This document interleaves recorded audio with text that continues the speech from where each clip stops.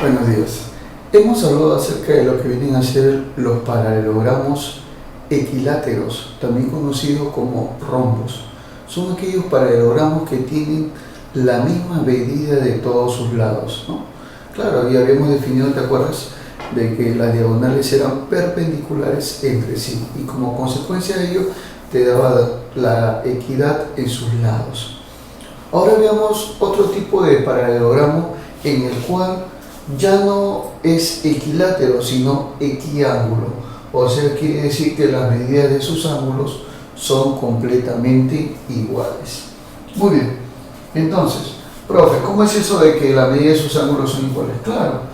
O sea, por ejemplo, este ángulo y este ángulo, los cuatro ángulos sean de la misma medida. Pero como tú ya sabes que la suma de los ángulos en un cuadrilátero es 360 grados, eso quiere decir que todos ellos deben sumar 360 grados y a su vez ser iguales, o sea, 360 grados entre 4, 90 grados, tú lo has dicho. O sea, todos estos ángulos son ángulos de 90 grados o ángulos rectos, como quieras decirlos. Muy bien. Entonces, esa es la característica, ¿no? Y nosotros diremos entonces, profesor, un rectángulo, ¿qué cosa es? Simplemente un rectángulo es un paralelogramo, pero un paralelogramo especial. Es un paralelogramo equiángulo. Claro, o sea que todas las medidas de sus ángulos son completamente iguales. Y por ser paralelogramo, obviamente, sus lados opuestos también deben tener la misma medida. O sea, AB es igual aquí a CD. O sea, la medida entonces de AB y CD son iguales.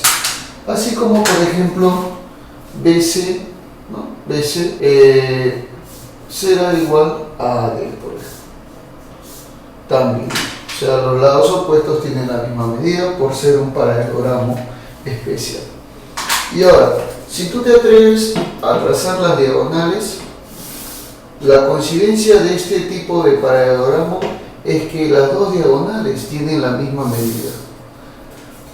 O sea que la diagonal AC y la diagonal BD tienen la misma medida.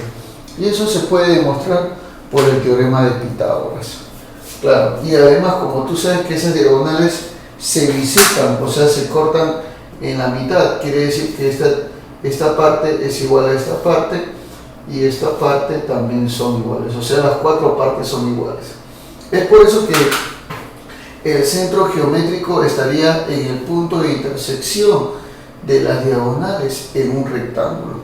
Más adelante se verá, por ejemplo, lo que se llamaría el centro de gravedad y veremos nosotros que, por ejemplo, en placas rectangulares ese centro coincide con la concurrencia de las dos diagonales del rectángulo, ¿no? Es por eso que los rectángulos son muy utilizados, por ejemplo, en cursos como el caso de la física, el caso, por ejemplo, de la estática, ¿no? El caso, por ejemplo, de placas, de repente de torques, etcétera, etcétera. O sea, en caso de figuras en las cuales se necesita ubicar el centro de gravedad.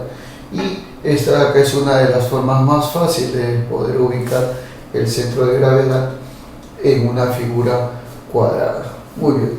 Obviamente también distinguir si es una figura denominada mediante un perímetro o mediante un área, ¿no? También esa parte es bastante importante. Entonces, como te volví a recalcar, ¿no?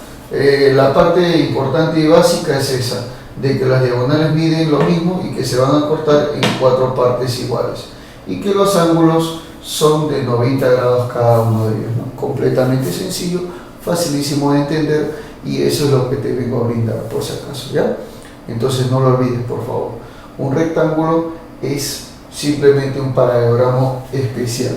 ¿Está bien? Por si acaso lo vuelvo a colocar acá. ¿Qué cosa es esto? Es un rectángulo, por si acaso. ¿Ya? ¿De dónde viene la palabra rectángulo? Ángulos rectos, pues, ¿no? Ángulo recto. Eso quiere decir rectángulo, por si acaso. Muy bien, entonces así de inmediato es muy importante saber eso.